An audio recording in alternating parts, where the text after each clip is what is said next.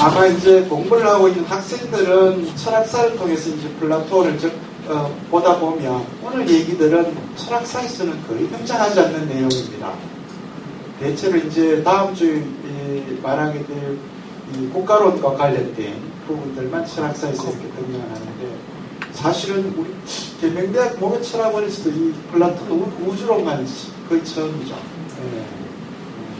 물론 데미우르고스라고 하는 우주 창조자, 제작자라고 하는 거는 뭐 이렇게 많이 플라톤을 얘기 들어보긴 했지만, 그 기능이나 성격 특징에 대해서는 오늘 이렇게 자세하게 또 이렇게 설명해 주는 경우는 없었던 것 같고요. 근데 저도 이렇게 전체적으로 가만히 들여다보면, 이 우주론은 물론 플라톤 후기 작품이긴 하지만, 그럼에도 여전히 고대부터 내려오는 이 그리스 신화의 흔적이 매우 깊게 들어있고요. 그 그리스 신화에서 이제 헤시오도스도 그렇고 호메로스도 그렇고 두 영역이 보면 우주가 창조되는 창세의 과정들이 조금 다릅니다. 오르페우스 또 다르고요. 판본에 따라서 다른데, 오늘 언급하신 부분이 이제 헤시오도스입니다. 헤시오도스 같은 경우는 우주가 창조되는 그 시점을 카오스로 잡아요. 신이 없습니다. 카오스예요. 근데 초창기 헤시오도스가 이야기할 때 이 카오스는 말 그대로 무질서였어요. 무질서인데 나중에 또 수백 년이 흘러가지고 헬레니즘 시대에 가면 이 전문 학자들이 이제 나타나게 되는데, 그리스 고전을 전문으로 하는 이런 학자들이 이제 지금 현재 우리가 과학에서 받아들이고 있는 혼돈이라고 하는 개념을 처음으로 이제 규정을 또 그때 하기 시작을 했거든요. 그럼 지금은 무질서, 혼돈 이런 개념을 같이 쓰는데, 바로 그 카오스에서 이제 소위 세계 우주가 이제 열리는 거죠. 카오스, 그 무질서 안에서. 그 제일 먼저 나타나는 게 밤이 되는 거고요. 어둠. 그러니까 여기에서는 공간, 시간이라는 개념이 안 나옵니다. 공간, 시간이 등장을 해야 이제 우리가 말하는 코스모스, 질서라고 하는 게 등장을 하게 되고요. 그 질서가 등장해야 그 다음 신이 탄생합니다. 그리스 신화에서는. 이 기독교하고는 전면적으로 다르죠. 그죠? 기독교는 최초의 신이 먼저 딱 있고요. 그리스 신화에는 신이 등장, 한참 후에 질서가 지워지면서 신이 등장을 하는 거죠. 그러니까 여기 이 데미우르고스의 역할이라고 봤을 때, 그 혼돈은 결국 어떻게 보면 이성이죠. 어떻게 보면 그리스 신화에서 이성이죠. 뭐 철학적인 존재가 될 텐데, 그럼에도 불구하고 우리가 플라톤한테서 중요한 것은 오늘도 여전히 드러난 겁니다. 지난 시간에 드러난 거지만 이원론이죠. 우리가 마지막에 우리 김윤석 선생님께서 정리하셨던 것처럼 플라톤 당대 그리스 아테네가 처했던 그 상황이 어떻게 보면 플라톤 철학을 규정하는 건 아닌가 하는 거죠. 바로 갈등과 투쟁만 이루어지는 그 현실 상황에 대한 역정이 아마 조화와 질서를 추구할 수밖에 없었던 것 같고요. 그게 이제 이 철학적으로 결국은 이원론이라고 하는 이데아와 혹은 감각의 현상계라고 하는, 하나는 생성소멸하는 세계라면 하나는 영원불변하는 세계라고, 이 두 개의 원리를 만들 수밖에 없었던 게 아니었는가. 물론 이 원리는 그 이후에 서양에서는 2000년이 넘도록 서양 철학을 지배하는 원리이기도 합니다. 이걸 이제 깨뜨린 사람이 니체라고 하는 사람이 등장해가지고 이 이원론을 소위 망치로 두드려 부숴버리죠. 그죠? 그 망치로 부수기 전까지 이 원리는 서양을 지배하는 하나의 원칙이 되기도 합니다. 그래서 오늘 저도 아주 재밌게 공부를 하면서 들었었는데, 여러 시민 학생 여러분들도 재밌게 들었을 거라 생각을 합니다. 시간이 별로 많이 주어져 있지 않기 때문에 자유롭게 질문하시고 또 답변을 받으시기 바랍니다.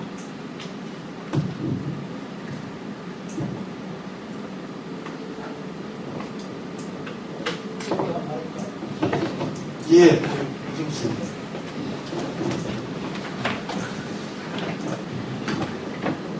현상세계가 이데아를 모방한다 하잖아요. 가만히 생각해보면 현상 세계가 이데아를 모방하는 게 아니고 현상 세계를 설명하기 위해서 없는 이데아 세계를 설정했는 거 아닌가.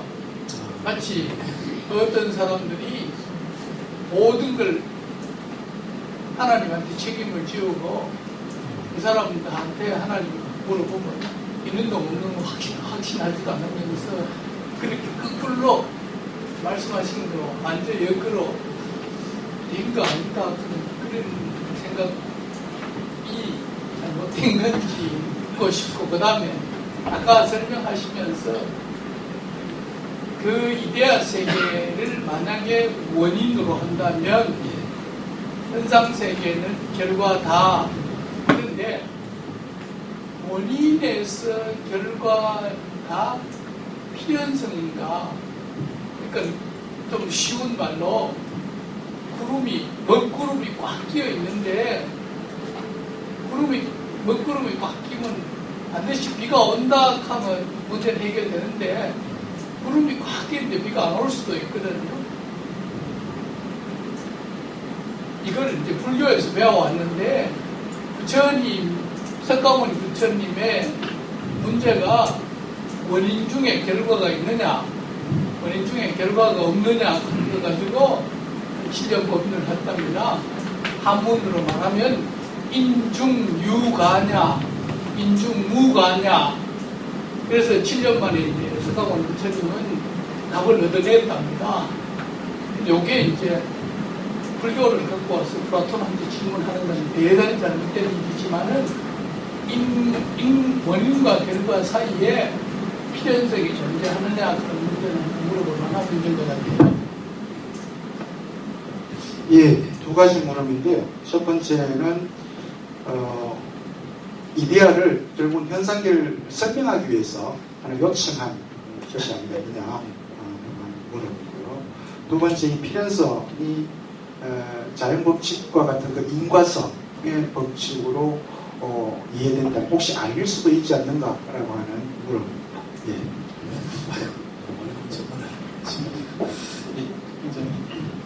첫 번째 질문 답을 잘 할 수 있을지 모르겠는데요. 그 현상 이데아라고 하는 것이 요청된 것이 아니냐? 예, 맞습니다. 이데아는 요청된 겁니다.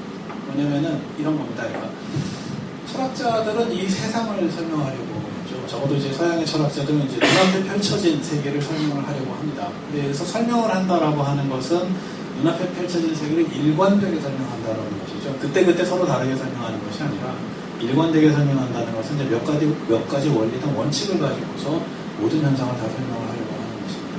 그래서 아마 최초의 철학자들은 그것을 이제 자연의 요소들에서 찾으려고 했던 것 같습니다.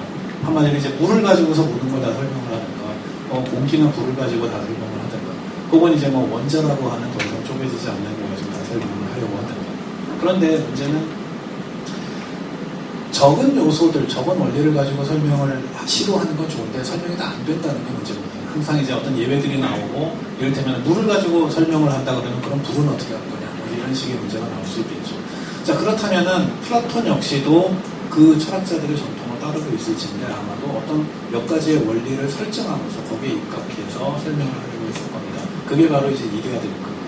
그래서 다른 자신들의 이제 선배 철학자들과 다르게 플라톤은 절대로 변하지 않는, 그러니까 영원불멸하고 그냥 항상 존재하기만 하는 형상들이 있고, 이 세상은 그 형상들의 불완전한 반영, 그림자일 것이다 라는 방식으로 해서 이 세계를 설명하려고 하는 겁니다. 자, 그렇다면 이제 설명은 자유지만 문제는 과연 그 설명이 이 세상을 얼마나 충분하게 이제 말해줄 수 있는가라고 하는 것이 이제 아마 관건이 될 겁니다. 그 안에 또 하나는 그렇게 이데아를 설정해도 될 만한 근거가 어디서 나오는가라고 하는 것이 아마 문제가 되겠죠. 근데 이제 우리가 생각할 수 있는 것은 플라톤은 이제 이런 식으로 이제 이야기를 합니다. 아마 나중에 중세 철학으로 서양의 중세에서 이제 신존재 증명할 때 신학자들이 많이 사용한 방법인데 그 기원은 아마 플라톤과 아리스토텔레스에서 찾아낼 겁니다. 뭐냐면 이제 이런 거죠. 이 세상은 굉장히 불완전합니다. 끊임없이 변화하죠. 항상 예외가 나옵니다. 끊임없이 변화하고 항상 예외가 나오고 불완전하다면은 우리의 지식이라고 하는 것은 성립될 수가 없습니다. 우리의 지식이라는 것도 계속해서 불완전할 수밖에 없는 것이죠. 그런데 적어도 이제 플라톤이 보기에 지식이 지식이 이제 이 세상을 설명하는데 많은 한계를 가지고 있는 것을 인정할 수밖에 없는데, 그럼에도 불구하고 몇몇 지식은 완전하고 필연적입니다. 뭐 이를테면 수학이라든가 뭐 기하학이라든가 이런 부분들이 있다는 거죠. 그런데 그러면은 여기서 이제 한 걸음 더 나아갑니다. 이 세상은 끊임없이 변화하고 생성소멸의 대상이기 때문에 뭔가 이제 불안정하다. 그리고 우리 인간 역시도 이 세상의 일부이기 때문에 우리 자신도 불가능하다. 그런데 우리가 불가능할 때 우리가 얻게 되는 지식들 가운데 소수긴 하지만 일부는 굉장히 완전한 지식들을 갖게 된다라고 하는 겁니다. 절대 필연적인 지식들. 그렇다면은 이 세상이 불완전하고 그다음에 우리도 불완전한데 우리의 영혼 안에 있는 뭔가 이제 절대적이고 필연적인 알, 그것이 이제 비록 매우 적은 분량이긴 하지만 그런 알이 있다면 이 알은 어디서 왔을까라는 식으로 생각을 할 수 있겠죠. 그리고 이제 플라톤은 이제 그것에 대해서 이제 다음과 같이 얘기합니다. 그것이 아마 내가 가정했던 이데아들의 그거일 것이다라고 이제 우리는 생각을 할 수 있을 겁니다. 이러한 이야기가 나오는 것이 이제 그 플라톤의 이제 파이도온이라고 하는 작품입니다. 그 파이도온이라고 하는 작품이 이제 아주 유명한 작품이죠. 소크라테스가 이제 사형당하는 날 이야기입니다. 그래서 이제 오늘 저녁에 해 떨어지는 독약 먹고 죽을 텐데 죽기 전에 친구들에게 슬퍼하지 마시오. 왜냐하면 내가 죽어도 죽는 게 아니라 나의 영혼은 육신을 떠나서 불사를 할 것이거든요. 그러니까 친구들이 안 믿거든요, 제자들이. 그렇다면은 내가 지난번 재판에서 져서 패배해서 사형을 선고를 받았지만 지금 이 재판에서 나는 여러분들에게 영혼이 불사한다는 것을 증명할 것이오라고 하면서 여러 가지로 증명을 하는데 한 4가지 정도의 증명이 나오는데 그 중에 하나죠. 우리 안에 완전한 지식이라고 하는 것이 있고, 근데 이 완전한 지식이라고 하는 것은 절대로 이 세상에서 나올 수 없는 것입니다. 왜냐하면 이 세상은 불완전하기 때문에. 내 안에서도 나올 수 없는 겁니다. 왜냐하면 나도 불완전하기 때문에. 그런데 내가 이 완전한 지식을 가지고 있다면 그것은 아마 태어나기 이전에 다른 곳에서 그것을 모았을 것이다. 그 다른 곳이 바로 이데아들을 볼 수 있는 곳이라고 하는 것이죠. 그런 식으로 이제 잘 지적해 주셨듯이 플라톤 역시도 이 이데아라고 하는 걸 요청을 합니다. 요청을 하는데, 근데 이제 요청을 해서 이 세상을 설명했다면 자기가 이제 책임을 져야 되는 거죠. 어떤 식으로 책임을 지냐면 이데아를 가지고 이 세상을 설명하면 이 세상이 물이나 원자나 불이나 이런 걸 가지고 설명하는 것보다 좀 더 일관되게 잘 설명이 된다. 그 다음에 또 하나는 이 이데아를 요청한다고 했을 때 아무런 근거가 없는 것이 아니라 적어도 이데아를 요청할 만한 어떤 최소한의 근거는 있는데 그것은 우리가 가지고 있는 확실한, 작지만 확실한 지식이다. 이제 이런 식으로 이제 생각을 할 수가 있을 것입니다. 답이 되는지 잘 모르겠고요. 그 다음에 이제 두 번째는 이데아가 원인이라면은 이 현상 세계는 이제 결과겠죠. 적어도 이제 플라톤의 도식에서는 그렇게 생각을 하는 것 같습니다. 이 세상은 그냥 랜덤하게 임의로 생겨난 것이 아니라 이데아라고 하는 것이 결과로서 생겨났다. 이렇게 이야기를 하고 있습니다. 그런데 그 원인과 결과의 관계가 필연적이냐 이제 이렇게 묻는다면은 필연이라고 하는 의미를 이제 우리는 두 가지에서 생각을 해볼 수 있을 겁니다. 뭐냐면은 하나는 이제 이런 거죠. 앞에서 제가 이 이데아가 어떻게 이 현상 세계에 비춰지느냐의 예를 들 때 이제 호수 표면에 산봉우리가 이제 호수 표면에 비춰진다라는 이제 예를 이제 들었습니다. 그런데 호수 표면은 소위 이제 다양한 성질들로 가득 차서 이제 끊임없이 변화를 하기 때문에 이 산봉우리가 이제 제대로 잘 안 비춰집니다. 그래서 어쨌든 막 이지러져 있고 또 어떤 부분은 이렇게 물결이 쳐가지고 이제 막 그 물결이 이제 바스라지면은 거기서 이제 산이 여러 가지 모습으로 나타나면서 어떤 건 이게 산인가 싶기도 하고 또 어떤 거는 산이 굉장히 검붉게 나타나기도 하고 또 어떤 건 산이 아니라 좀 약간 구겨져가지고 이상한 모습으로 나타나기도 하고 그래서 이를테면 이데아로서의 산은 완벽한데 그런데 이제 호수 표면에 비춰지는 산들은 생겨났다 없어졌다가 밤이 되면 사라지고 또 그 형태도 제각각이어서 어쩔 때는 산이 아닌 것처럼 보이기도 하고 한다는 것이죠. 그런데 중요한 것은 아마도 언제나 반복적으로 끊임없이 변하긴 하지만 반복적으로 산은 계속해서 나타난다라는 것입니다. 그래서 아까 들으셨던 이 중에 먹구름이 잔뜩 끼었다. 먹구름이 끼면은 비가 온다. 이를테면 이제 구름이라고 하는 것은 이제 비가 일어날 사건의 그 원인이 되는 것이고 그런데 이제 어느 경우에는 먹구름이 끼었다가 비가 오지 않고 그냥 흩어져 버리는 경우가 있다. 자, 이 경우에는 먹구름이 비의 원인이냐라고 이제 물었을 때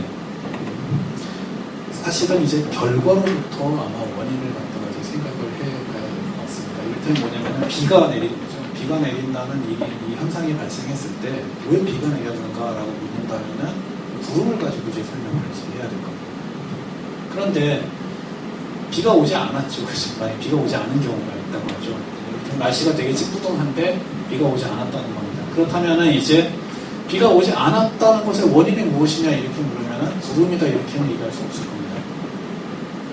그렇죠? 비가 온 것이 이 결과에 대한 원인은 구름이다라고 이야기를 하지만 비가 오지 않은 것의 원인이 구름이냐 그러면은 그렇게 얘기할 수 없을 겁니다. 그렇죠? 즉 그 경우에 우리는 이 경험 세계, 자연 세계 안에서 구름이라고 하는 이 자연적인 대상과 그 다음에 이것의 결과로서 이것이 이제 무거워져서 이제 물방울을 뿌리게 되면은 비라고 하는 이제 결과로서 드러나게 되는 이러한 경험 세계의 대상들 간의 이제 인과관계를 이야기할 때는 그것은 확실하거나 필연적인 것은 아닙니다. 그렇죠? 그리고 이제 우리가 인과관계를 얘기하는 것은 언제나 결과로부터 원인을 추구할 때 이제 인과관계를 얘기할 수가 있을 것입니다. 즉 일어나지 않은 사건에 대해서는 원인을 얘기할 수가 없는 것이죠. 일어난 사건에 대해서는 그걸 원인을 얘기할 수 있는 것이죠. 그것이 이제 감각 세계에서 이제 우리가 그러니까 원인과 결과의 필연성에 대한 이야기를 이제 할 수 있을 것일 것 같고요. 반면에 이데아와 그 형상들과 감각 세계의 관계에서는 항상 필연적이다라고 얘기할 수밖에 없을 겁니다. 왜냐하면은 그것은 감각 세계 안에서 일어난 이런저런 사건들의 연쇄를 이야기하는 것이 아니라 이 세계의 존재 자체, 즉 이쪽에 산봉우리가 있기 때문에 여기에 이 비춰진 산의 영상이 끊임없이 변화하고 혹은 잠깐 가리워지기도 하고 할지 몰라도 언제나 그때그때 이것은 저 산의 영상으로서 나타날 수밖에 없다라고 하는 점에서 이데아와 감각세계의 관계는 이제 필연적이다라고 할 수 있지 않을까 이런 질문. 예.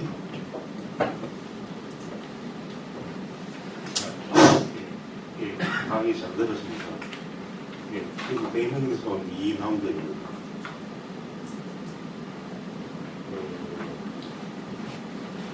바르메데시하고 헤라클레토스가 그 히라에 사람대로 이름이 다 알려져 있지 않습니까? 예. 그런데 헤라클레토스는 만물은 끊임없이 변하고 예. 바르메데시는 변하는 게 없다 이렇게 말씀했지 않습니까? 예, 그렇습니다. 그런데 우리 사회가 이 예술이 발전하고 있지 않습니까? 변화하고 모양이 바뀌고 이것이 어떻게 설명이 될 수 있을지 그 묻고싶고요. 그 다음에 그 플라톤이나 파르메데스는 만물은 변하지 않고 변화는 할 수 없다고 주장했습니다. 예. 그 모든 물질은 생성되거나 소멸되지 않는다고 하는데 독일의 그 칼락스 있지 않습니까? 유물론을 주장했는데 예. 그럼 어떻게 설명이 되는지 유물론요. 그래서 말씀을 예.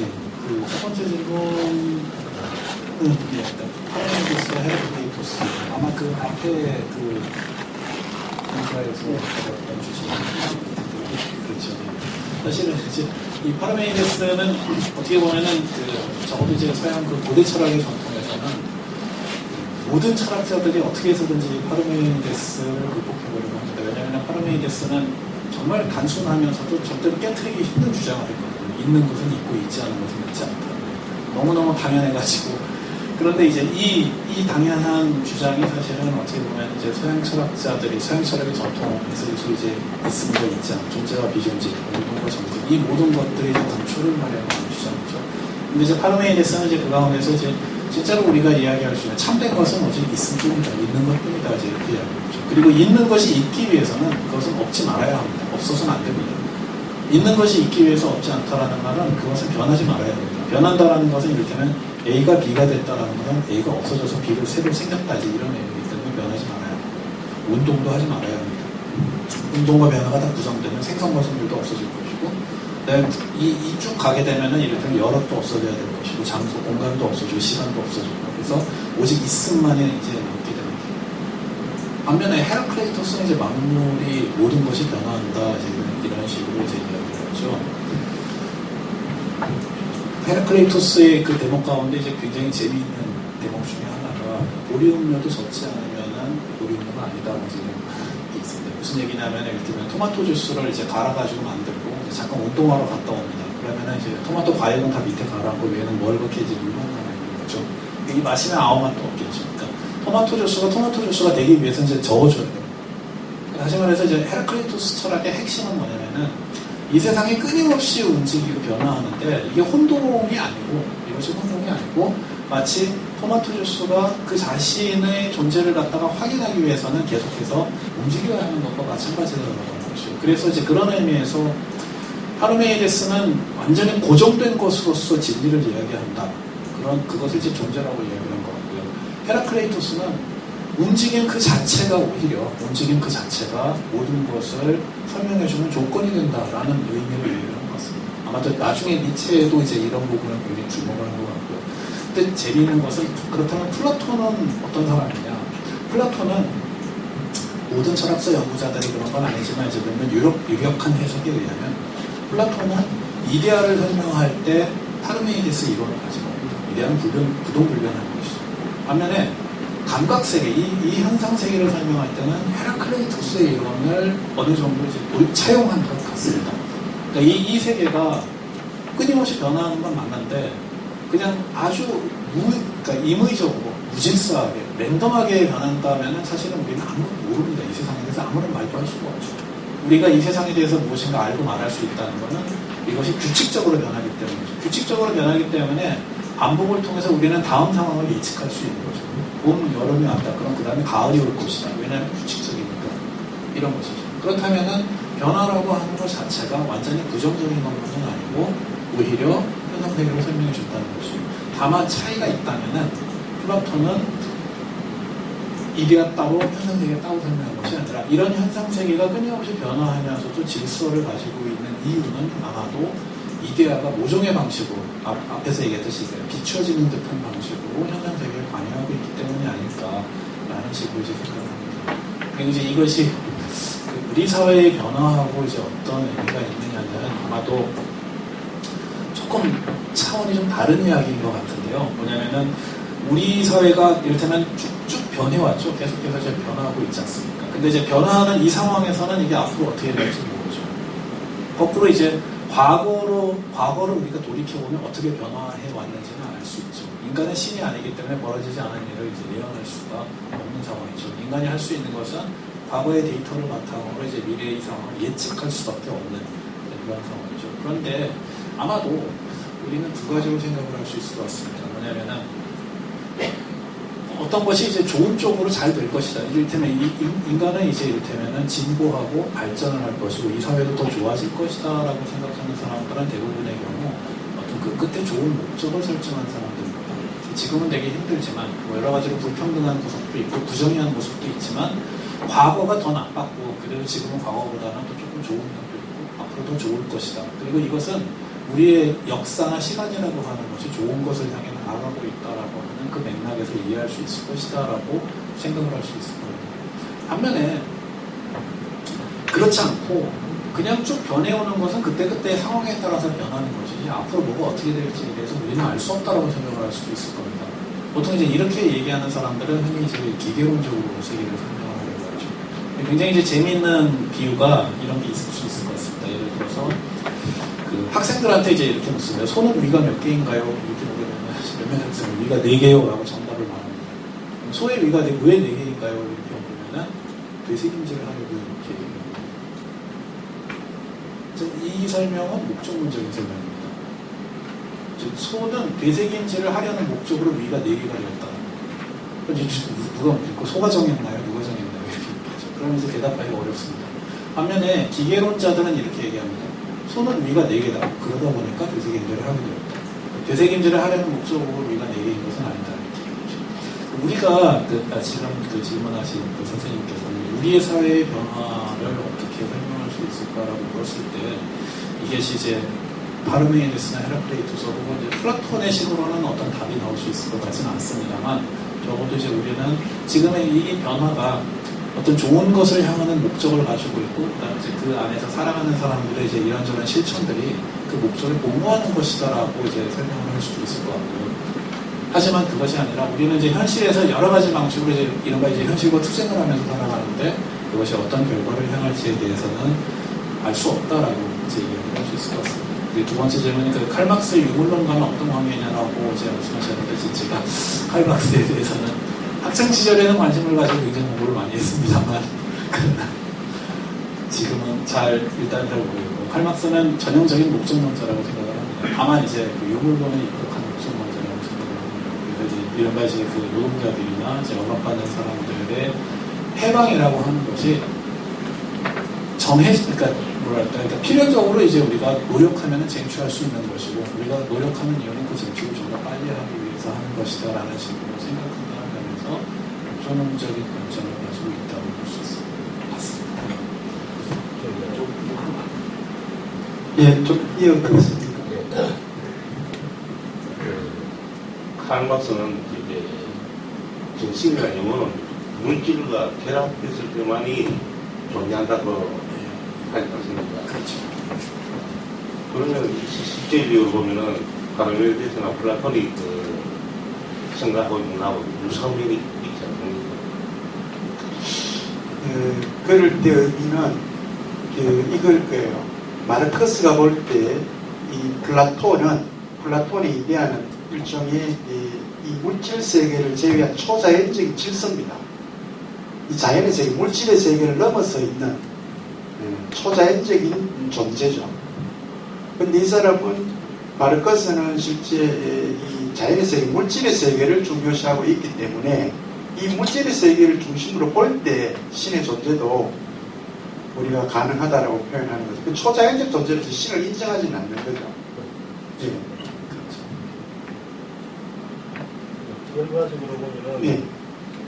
지금 현재 플라톤이나 가르멜데스 같은 사람들은 신의 존재를 부정한 것까지 인정합니다. 신의 존재를 부정하는 도대체 박사들은 사실 거의 없습니다.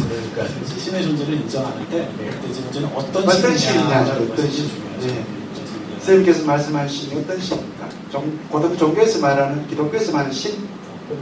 네. 일단은 아마 그 고대 그리스인들의 신이라고 하는 개념은 확실한, 그러니까 신에 대한 관념들은 여러 가지지만 이들이 공히 가지고 있는 하나의 확실한 기준이 있습니다. 뭐냐면은 불사해야 신입니다.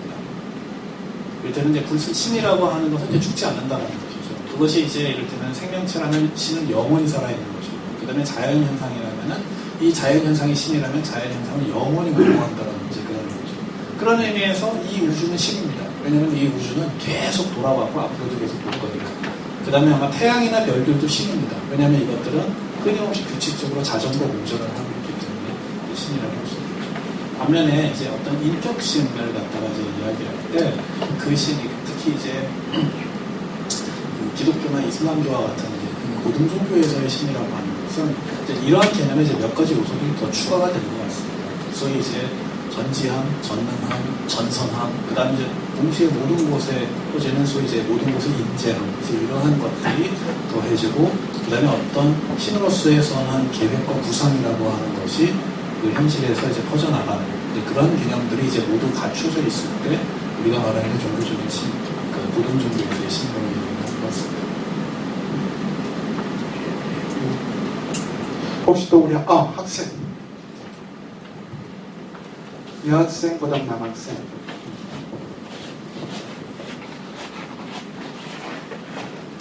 안녕하세요. 저는 계명대 철학윤리학과 1학년에 재학 중인 이소정이라고 합니다.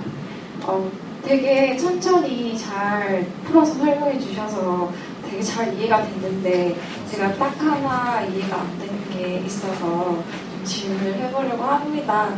저희 현상계에서는 악이라는 것이 존재를 하잖아요. 근데 그것이 플라톤의 이데아에서도 존재를 해서 투영돼서 현상계에서도 발생을 하는 것인지, 그것에 대해서 좀 답을 해주셨으면 좋겠습니다. 너무나도 훌륭한 질문입니다. 그러게요. 저는 대학원을 다닐 때 고민했던 질문. 굉장히 좋은 질문입니다. 악이라고 하는 것인데요. 그러니까 사실 이제 이 악이 플라톤 철학에서 굉장히 어려운 문제입니다. 왜냐하면은 이데아는 사실 모든 것의 원리이자 원인인 거죠. 그리고 이제 그 모든 것의 원리이자 원인이라고 얘기했을 때 적어도 플라톤이 설명하고 싶은 것은 이 세계의 질서와 조화와 규칙성이거든요. 그렇다면 이데아는 언제나 좋은 것이어야 합니다. 이데아가 나쁜 것이어서는 절대로 안 되는 거예요. 이제 그렇다면 이제 악이 설명해야 되는 거죠. 악을 어떻게 해야 될 것인가라고 했을 때 플라톤의 철학 안에서, 작품 안에서 이 악이라고 하는 것이 직접 거론되지는 않습니다. 아마도 플라톤 자신도 이 문제가 이제 굉장히 부담스러웠을 겁니다. 이게 이제 부담스러웠기 때문에 적어도 이제 우리는 이제 미루어 짐작할 수 있는 몇 가지 요소들이 이제 있습니다. 이를테면 이제 이런 거죠. 인간의 행위에서 우리가 이제 어떨 때는 좋은 일을 하지만 어떨 때는 나쁜 일을 하죠.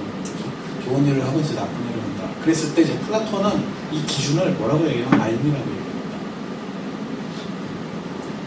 왜냐하면은 모든 인간은 좋은 걸 원합니다. 여기서 좋다라고 하는 건 가장 넓은 의미입니다. 예를 들면 내가 잘 되기를 원하고 돈을 벌기를 원하고 행복하기를 원하고 건강하기를 원하고 이 모든 건 다 좋은 걸 원합니다. 그러니까 누구도 나쁜 걸 원하지 않습니다. 내가 다치기를 원하지 않고 아프기를 원하지 않고 그다음에 불행해지기를 원하지 않고 내 친구들이 잘못되기를 원하지 않습니다. 누구든 다 좋은 걸 원한다면 사람들은 할 수만 있다면 언제나 좋은 걸 하겠죠. 절대로 일부러 나쁜 걸 하지 않을 겁니다. 그렇죠? 할 수만 있다면 좋은 걸 한다는 것을 가장 중요한 것은 무엇이 좋은지 안다면 항상 좋은 것만을 선택할 겁니다. 일단 그렇죠? 이 원칙대로 쭉 가고 있는 중이죠 지금. 자 그런데 현실에서 사람들은 좋은 일 말고 나쁜 일도 해요. 이거 어떻게 설명할 수 있을까요? 지금의 원칙대로 하면 딱 하나 가지고 설명할 수 있습니다. 나쁜 일을 하는 것은 몰라서 못하는 거예요. 무지 때문에. 그게 나쁜 줄 몰라서 못하는 거예요. 그래서 내가 진짜 좋은 게 뭔지 안다면 나는 절대로 나쁘게 행동할 수 없어요. 그런데 문제는 뭐냐면 내가 이게 좋다고 알고 있는데 제대로 알고 있는 게 아니라 사실은 착각을 하고 있는 거예요. 자기 기만을 하고 있는 거예요.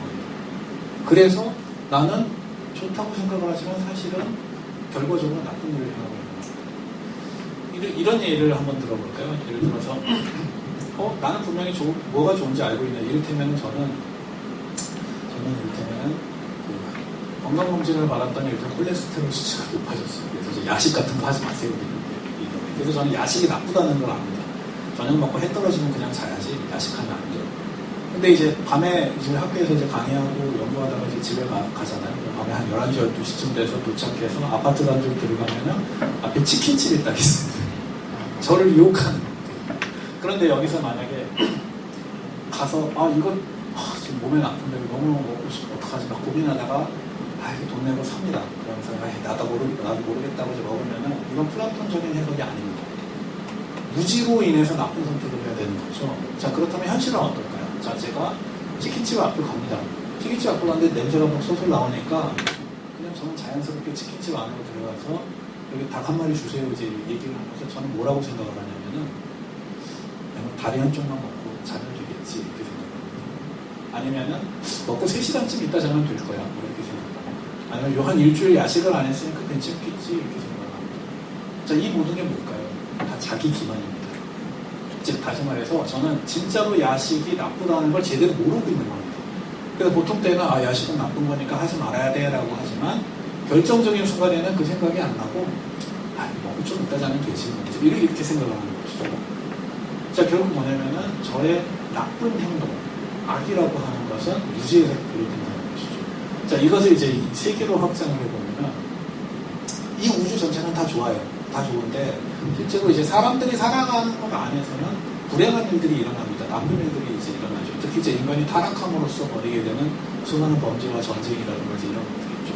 그 모든 것은 어디서 비롯되는가라고 얘기한다면은 악의 이데아로 인해서 즉 악의 어떤 원인이 있어서 비롯되는 것이 아니라 그것은 오히려 좋음의 결핍으로 인해서 일어나는 거예요. 특히 인간의 악행이라고 하는 것은 무지로 인해서 발생한다고 하는 것이죠. 그런 점에서 이제 이 세계의 악을 어떻게 설명하느냐라고 본다면은 플라톤은 악은 조음의 결여 혹은 질서의 결여 혹은 조화의 결여라고 이제 이야기를 할 수가 있을 것입니다.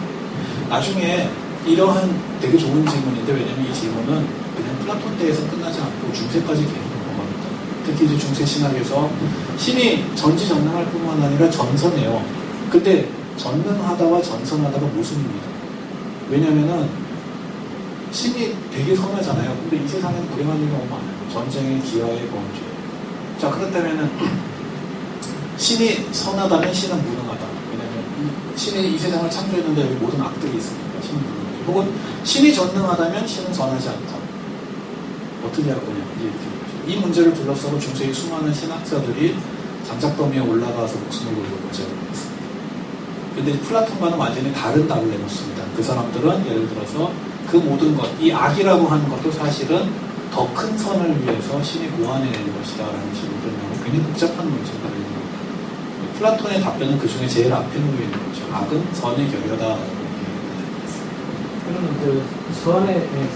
선의 이데아의 외연 그렇게 얘기해야 됩니다. 악이라는 것의 선의 이데아의 외연. 선의 이데아의 외연이라기보다는요. 선이 그러니까 이제 그 이데아들, 그러니까 선의 이데아부터 시작해서 어떤 종류의 이데아가 선의 이데아의 외연이 또 하나 있습니다. 이데아를 형성할 수 있지 않을까요? 아, 그럼 안 됩니다. 큰일 납니다. 보통 이제 그렇게 되면은 이제 악이라고 하는 그 개념은 본질적인 이데아라는 개념은 무지라고 하면 그 무지에 대한 그 이데아도 의식을 해야 되니까 아무래도 선에 결핍될 수 있는 그런 것의 이데아, 선의 이데아의 외연적인 측면이 악의 이데아의 표현을 이야기합니다. 되게 좋은 질문이신데 이를테면은 이제 플라톤을 비판하는 사람들이 가장 잘 쓰는 그 논증 도구 중에 하나가 흔히 이제 무한퇴행이라고 합니다. 무한퇴행. 이를테면 이제 이런 거죠. 이데아라고 하는 것이 일종의 개념 같은 것이어서 이를테면 인간의 이데아, 그러니까 개별적인 사람들 한 명 보면 어떤 공통적인 것이 떠올라요. 인간이라는 게 떠오릅니다. 이게 바로 인간의 이데아다 이렇게 얘기를 합니다. 그랬더니 누가 이렇게 뭐예요? 여기 있는 모든 인간과 그 다음에 여기 있는 모든 개개인의 사람들로부터 떠오르는 어떤 공통적인 이데아를 두 개를 놓고 비교를 해보자. 그러면 이 둘 사이에서 또 뭔가 공통적인 게 떠오르지 않는다. 그것도 인간의 이데아라는 겁니다. 그 다음에 지금 여기 있는 모든 인간과 요 사이에서 떠오르는 인간의 이데아와 그 다음에 요 둘 사이에서 방금 떠오르는 공통적인 인간의 이데아를 다시 놓고 비교해보죠. 그럼 그 안에서 또 뭔가 공통적인 게 떠오르지 않느냐. 그것도 인간의 이데아다 이렇게 얘기합니다. 그러면 인간의 이데아는 계속 떠올라서 계속 무한하게 이제 나가는 거죠. 그것이 이제 플라톤이 활동했던 당시에 플라톤의 그 라이벌 학파에서 플라톤의 이데아를 비판하기 위해서 제기했던 논증 가운데 하나입니다. 그래서 흔히 이제 무한퇴행 논쟁. 끊임없이 이제 이데아 계속해서 나가는 것이죠. 근데 이제 플라톤이 처음에는 이 문제에 대해서 아마 굉장히 고민을 했던 것 같습니다. 나중에 이 티마이오스라고 하는 작품에서 이제 설명을 하는 것이 이제 어떻게 보면은 나름 이제 플라톤식 결정판인데 이렇게 얘기하는 거죠. 거울 앞에 비춰진 마음. 나는 하나면 됩니다. 나 하나를 통해서 깨어진 그 거울 파편 속에 수많은 인간의 상들이 이제 나타나게 되는 것이죠. 그리고 이제 호수 표면 위에 상봉우리 이것 하나를 통해서 수많은 그 호수 표면의 다양한 면마다 산의 모습들이 다양하게 나타나는데, 자 그렇다면은 이 산 하나는 그걸로 충분합니다. 네, 나머지 이 산의 다양한 모습들은 그 호수의 표면의 움직임에 따라서 다양하게 나타난다라고 이제 볼 수가 있겠죠. 그런 점에서 이제 이 이데아와 감각적인 이 현상 세계의 관계를 설정하면서 이 둘 사이에 또 다른 제3의 무엇이라든가 혹은 이 둘 사이에 결핍된 것에 대한 대응물이라든가 이런 것들을 떠올릴 필요가 없습니다. 왜냐하면 어차피 이 호수 표면에 나타내는 영상들은 이데아에 비해서 불완전하기 때문에, 그리고 그 불완전한 부분에는 결핍의 요소가 나타나는 것이고 그 부분이 어떻게 보면 우리가 부정적인 것, 악이라든가 나쁜 것으로서 얘기할 수 있는 그런 부분이 될 것이지, 이것을 위해서 이데아의 영역에서 또 다른 어떤 그 악이라는 대립물을 놓을 필요는 없을 것이다라고 생각을 하는 것 같습니다. 디언나 학생. 저도 철학윤리학과 1학년 김재형이라고 합니다.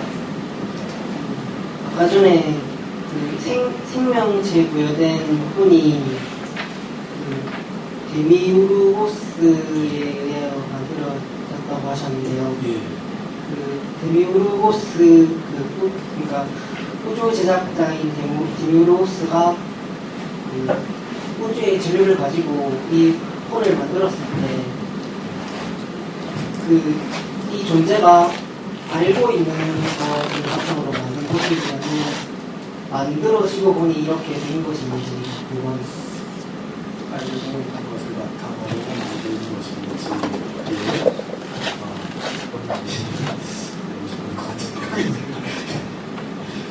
예, 알겠습니다. 일단 제가 좀 이해한 질문을 제가 이해하는 방식으로 좀 다시 얘기를 해보면 그 데미르고스가 생명체를 만드는데 생명체를 만든다면 이 생명체라고 하는 것은 무생물과 다르게 스스로 움직이고 살아있는 것이죠. 그리고 이제 바로 이 살아있는 생명에 해당되는 것이 혼인이라는 거죠. 따라서 생명체를 만들려면 일단 혼을 만들어야 됩니다. 그리고 나서 이 생명체 몸체를 만들어야 되는 것이죠. 그 다음에 이 혼을 몸에 집어넣어야 됩니다. 그래야지만 우리 같은 생명체들이 나올 수 있게 되는 것이죠. 자, 그렇다면 이제 데미르고스가 생명체를 만드는 것이 애초에 어떤 그 구상과 계획을 가지고서 이 생명체를 만들고 그런 것에서 혼과 몸을 만드는 것인가, 아니면은 만들어 놓고 나서 보니까 어떤 것들은 무생물이고 어떤 것은 생물이고 하는 것인가, 이런 질문이죠. 그렇죠? 맞나요? 자, 그렇다면은 이제 거기에 대한 답은 전자입니다. 데미르고스의 계획하에서 지금 만들어집니다. 근데 사실은 이제 그 계획이라는 것은 뭐냐면은 이 세계를 이데아의 세계와 비슷하게 만드는 건데, 그 이야기는 뭐냐면은 이를테면은 우리가 인간을 만든다, 인간이라는 생명체를 만든다라고 얘기하는 것은 이를테면은 인간의 이데아가 이 세계에 반영이 되는 것이죠. 그렇다면 이제 데미르고스는 인간을 만들겠다라고 하는 것은 인간의 이데아를 보고서 그것을 현상 세계에 구현하는 것이죠. 그런데 지금 인간이라고 하는 것은 생물로서, 몸으로서 움직이고 혼을 갖춘 것이다라고 하기 때문에 인간을 만들기 위해서 생명체로서 혼을 만들고 몸을 만들어서 달아주실 거야, 이런 식으로 봐야 돼요. 만들어보니 인간이면 이제 이런 것은 아니라고 생각합니다. 즉 뭐냐면 이미 이데아들의 세계는 완결된 세계로서 존재하고 있습니다. 그리고 그것을 이 세계의 재료들을 가공하는 속에서 그 세계에 비슷하게 만들려고 하고, 그리고 그 가운데 생명체 인간이라든가 다른 동물들과도 같은 것들이 역시 그 계획에 따라서 만들어진다고 볼 수가 있겠죠.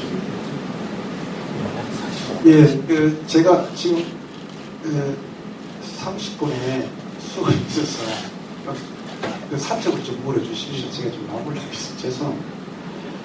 아니, 더 많은 질문이 있고 또 답변이 가능할 것 같은데요. 제가 사회를 봤으면 좀 더 길어질 수도 있어서 죄송합니다. 예, 오늘 세계는 어떻게 구성되어 있는가라고 하는 플라톤 자연철학인데요.